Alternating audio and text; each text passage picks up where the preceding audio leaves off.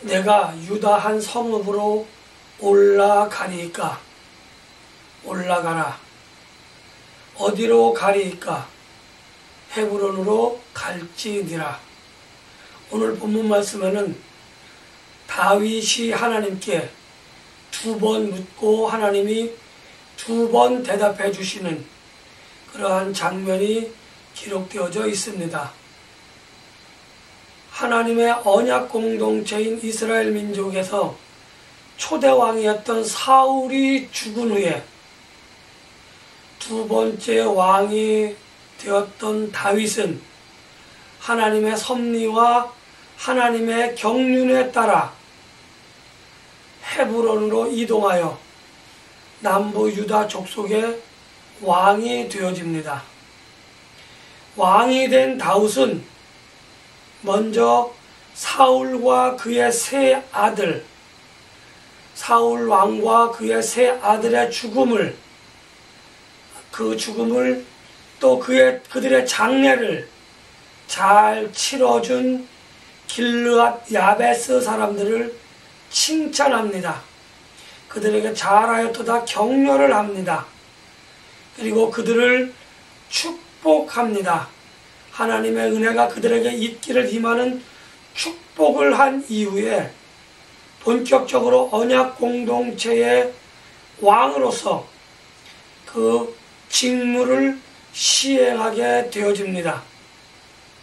그런가 하면 사울 왕과 그의 세 아들이 죽었음에도 불구하고 사울 왕을 따르는 사람들, 또 사울 왕의 가문에서 왕이 옹이 되어지기를 바라는 사람들은 사울의 넷째 아들 이스보셋을 왕으로 삼아서 하나님의 섭리와 경륜을 거스리는 범죄를 하게 되어집니다. 하나님의 섭리와 경륜을 거슬렸다라고 하는 것을 다른 말로 이야기하면 하나님을 만홀히 여겼다라고 이야기할 수 있습니다. 왜냐하면 하나님께서는 더 이상 사울의 가문에서 왕을 추대하거나 왕을 세우지 않기로 이미 작정하셨기 때문에 사울의 가문에서 왕을 세운다라고 하는 것은 하나님의 섭리와 하나님의 경륜을 정면으로 배치하는, 하나님의 섭리와 경륜을 만홀히 여기는 그러한 일이었다라고 말씀드릴 수 있는 겁니다. 사울의 군대 장군이었던 아브넬이라고 하는 사람이 이 일의 배우자였던 겁니다. 그는 비록 이스보셋이 왕이 되었지만 이스보셋은 실권을 가진 왕이 아니라 모양만, 또 직위만 왕인, 아무런 권위와 권력을 갖지 못한 아브넬의 꼭두각시 왕이었다, 이렇게 말씀드릴 수 있습니다.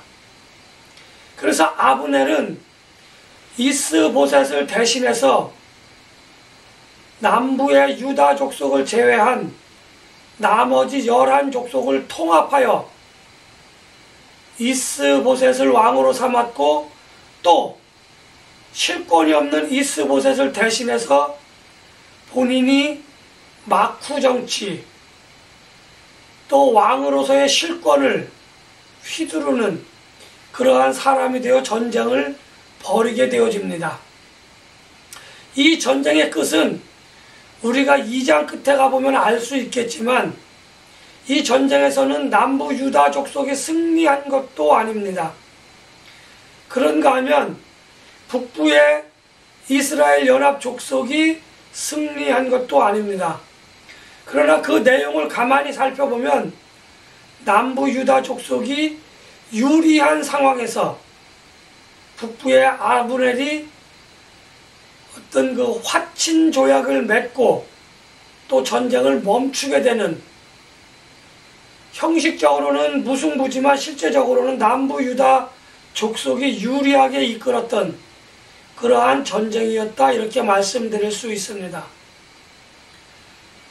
이전까지는 왕이 옹이 되어지면, 누군가 새로운 왕이 되어지면 언약 공동체는 하나님의 말씀에 순종하고 하나님의 섭리와 경륜에 따라서 부응하고 번창할 수밖에 없었는데, 오늘은 사울의 가문과 다윗의 왕권, 다시 말하면 이미 없어져 버린 사울의 왕권과 새로운 다윗의 왕권이 충돌하는 그러한 전쟁이 벌어졌는데, 왜 이러한 전쟁이 벌어졌는지 그 이유를 알아보고 나의 주변에는, 또 우리의 신앙 공동체에는 이러한 악유, 이러한 다툼이, 논쟁이 있는지 없는지 살펴보고 이것에 대한 해결책을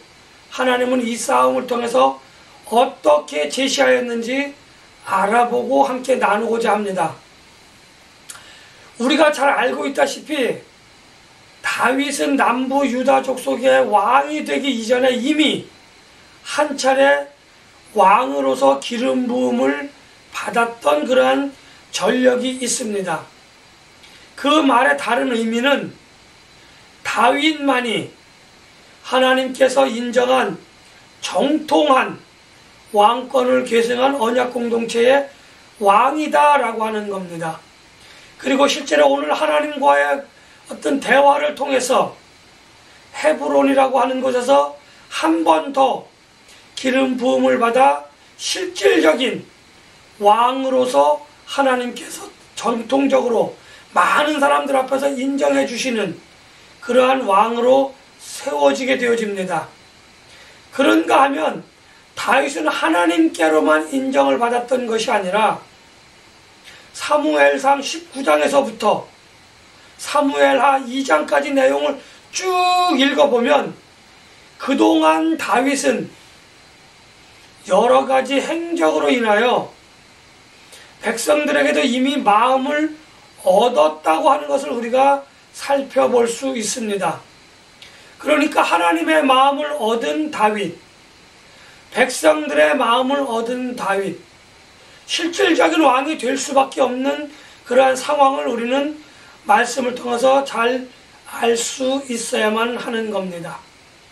그런가 하면 북쪽 이스라엘 왕국, 북쪽 이스라엘의 연합 왕국은 하나님으로부터 인정받지도 못한, 다시 말하면 왕권이 이미 소멸되었음에도 불구하고 이스보셋이라고 하는 넷째 아들을 왕으로 세워서 하나님의 어떤 그 섭리와 경륜을 만홀히 여기는, 하나님으로부터 그 내침을 당하는 그러한 결과를 가지고 왔고, 또 백성으로부터도 그 왕권을, 물론 백성이 100% 다 인정해주지 않은 것은 아니라고 봅니다.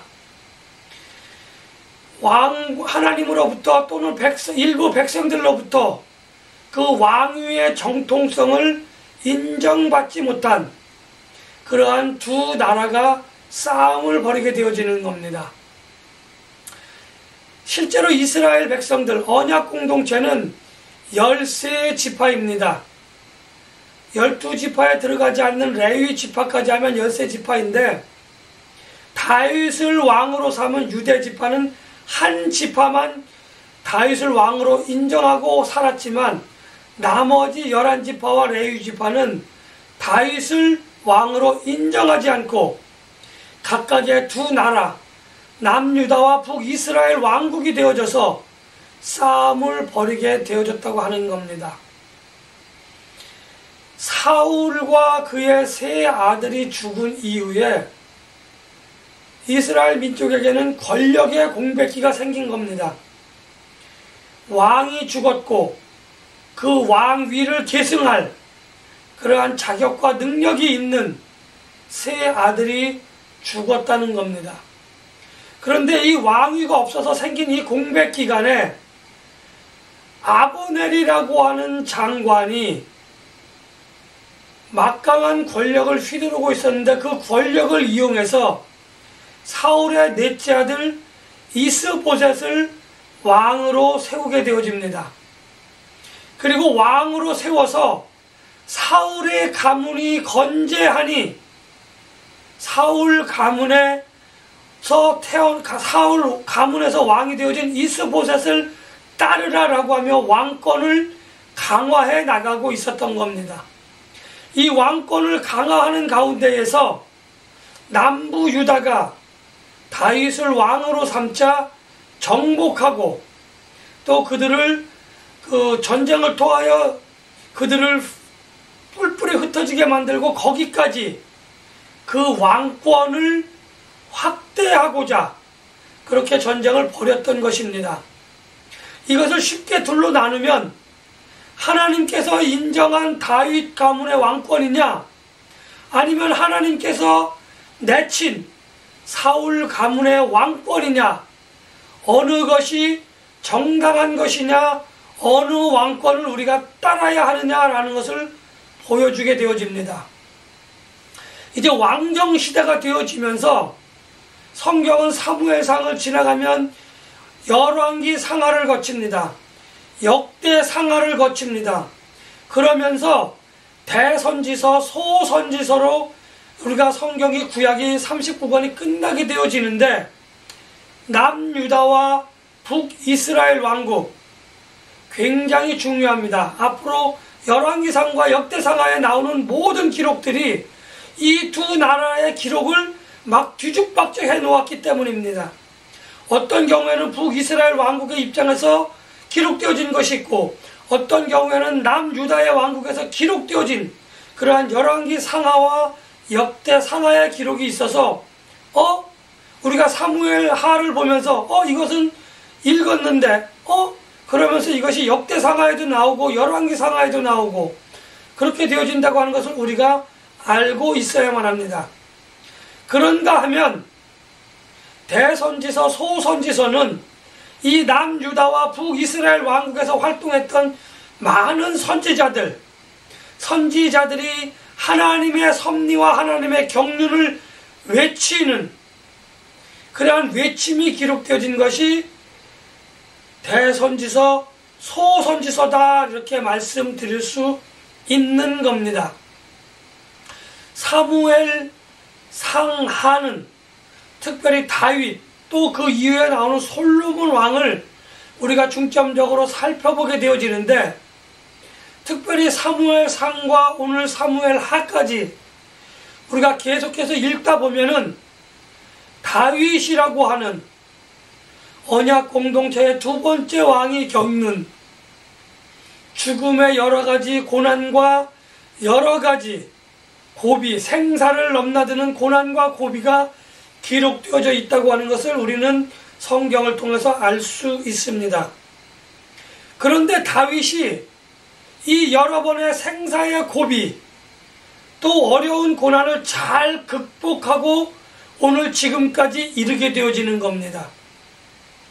다윗이 이 생사의 고난과 고비를 잘 넘기고 오늘 마침내 유다 족속을 중심으로 해서 왕이 되기까지 이 고비를 잘 넘기고 잘 이겨낼 수 있도록 하나님께서는 요나단이라고 하는 사람을 옆에 붙여주셨고 또 많은 결단의 시간에 하나님께서 다윗에게 지혜를 주셔서 이렇게 해라 저렇게 해라 잘 말씀해 주셨고 다윗은 그것에 잘 순종했었기 때문에 다윗은 이 여러 번의 고난과 고비를 잘 넘겨 오늘 마침내 언약 공동체의 한 지파인 유다 지파의 왕이 됨으로 인해서 장차 언약 공동체 전체를 이끌어 나갈 그것보다 더 중요한 하나님께서 말씀하신 메시아의 그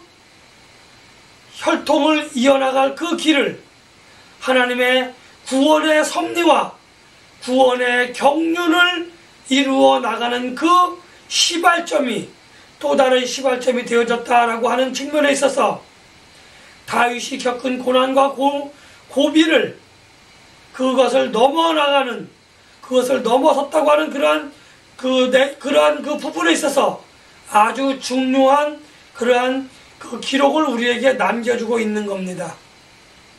하나님께서 다윗을 이렇게 돕고 다윗을 인도하셨던 그 이유는 다윗이 하나님의 섭리와 하나님의 경륜을 이루어가는 도구가 되었다라고 하는 것을, 또 하나님께서 그렇게 도구로 삼으셨기 때문에 하나님께서는 다윗을 살려서 하나님의 섭리와 경륜을 이어나가야만 했던 겁니다. 그것을 잘 알고 있었던 다윗은 하나님의 섭리와 경륜이 자기를 통해서 이루어 나갈 것이라고 하는 그 믿음이 있었기 때문에 하나님께서 인도하시는 대로 고난과 고비가 있어도 그것을 잘 인내하며 하나님의 말씀에 순종하며 경륜과 섭리를 따라 그렇게 행동할 수밖에 없었던 겁니다. 그러한 상황을, 그러한 믿음을 하나님이 만드시고 다윗은 가지고 있었다고 하는 겁니다.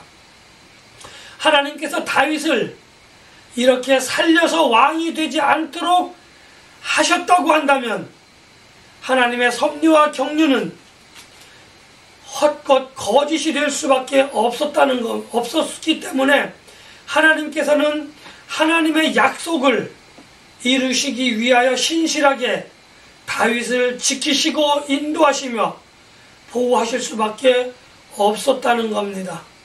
그리고 다윗은 그것을 알고 있었기 때문에 잘 따랐다, 순종했다, 이렇게 말씀드릴 수 있는 겁니다.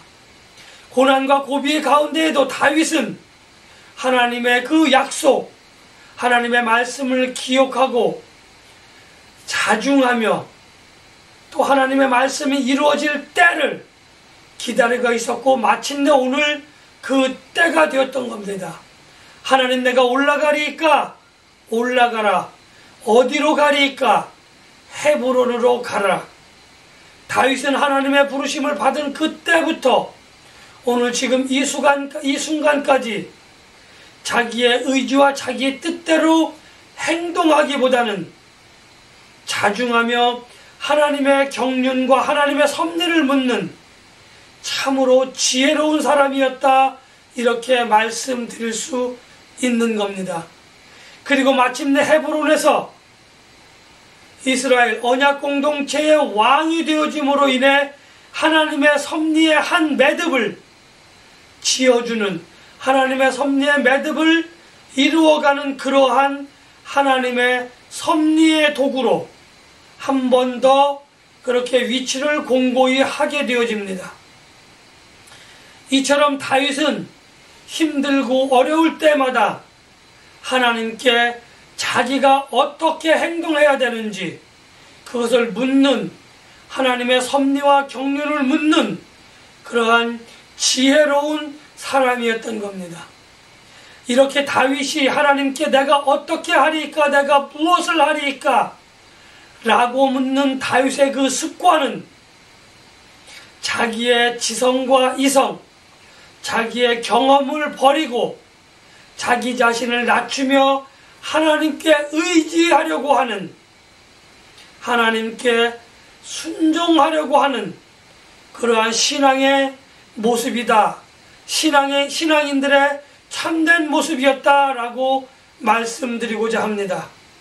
다른 말로 이야기한다고 한다면 자기의 지성과 이성, 경험과 권위와 권력을 내려놓을 줄 아는, 자기를 부인할 줄 아는 참된 신앙인이었다, 이렇게 말씀드릴 수 있습니다. 왕이 된 이후에도 그는 사울처럼 자기의 권위와 자기의 지성과 이성을 의지하고 자기의 지식을, 지혜를 의지하는 그러한 어리석은 왕이 아니라 하나님께 묻고 또 묻는, 하나님의 섭리와 경륜에 낮추어 자기를 부인하고 복종시킬 수 있는 그러한 왕이었기 때문에 끝끝내 남유다 왕국은 하나님의 섭리와 경륜, 하나님의 구원의 섭리와 구원의 경륜을 이어나가는 그러한 왕국으로 번영할 수 있었던 겁니다. 물론 시련과 어려움은 있었지만 하나님의 섭리와 경륜을 이루어 나가는 그러한 도구로서 남유다 왕국은 성경에 기록되어졌다고 하는 것을 우리는 기억해야만 합니다. 그렇다고 한다면 오늘 우리 신앙 공동체는, 오늘 우리 신앙인들은 어떻게 해야만 하나님의 섭리와 경륜을 나를 통해서 이루어가는 나는 하나님의 도구가 되어질 것인지, 하나님의 섭리와 경륜의 통로가 되어질 것인지, 그것을 오늘 하나님께서는 분명하게 다윗을 통해서 우리에게 이야기해 주는 것입니다. 나라고 하는 사람, 내가 속한 나의 가정은, 또 내가 속한 신앙 공동체는 과연 하나님의 섭리와 경륜을 어떻게 이루어 나가는지 고민하며 그렇게 그 도구가 되어지는, 선한 도구가 되어지는 그러한 과정에 있는지, 아니면 오늘 아브넬처럼 하나님의 섭리와 경륜을 만홀히 여기는 그러한 사람이 되어져 있는지 한번 돌아볼 필요가 있는 겁니다. 하나님의 섭리와 경륜은 합력하여 선을 이룰 수밖에 없는 것입니다. 하나님의 섭리와 경륜에 순종한 다윗은 유다 족속의 왕이 되어져서 하나님의 섭리와 하나님의 경륜을 하나님과 연합하여 합력하여 선을 이루는 한 매듭을 오늘 지었다고 하는 것을 우리는 말씀을 통해서 잘 살펴보았던 것입니다. 여러분들의 삶도 하나님의 섭리와 경륜을 이루어가는 그 매듭들을 순간순간 이루어 주어 하나님께 영광을 돌려드리고 하나님의 기쁨이 되는 그러한 삶을 살아야만 할 것입니다. 하나님의 섭리와 경륜을 이루어 하나님께 합력하여 선을 이루어드리는, 그래서 하나님의 영광과 기쁨이 되어지는 그러한 삶을 사시는 저와 여러분들이 되어지시기를 예수님의 이름으로 간절히 축복하며 기원합니다.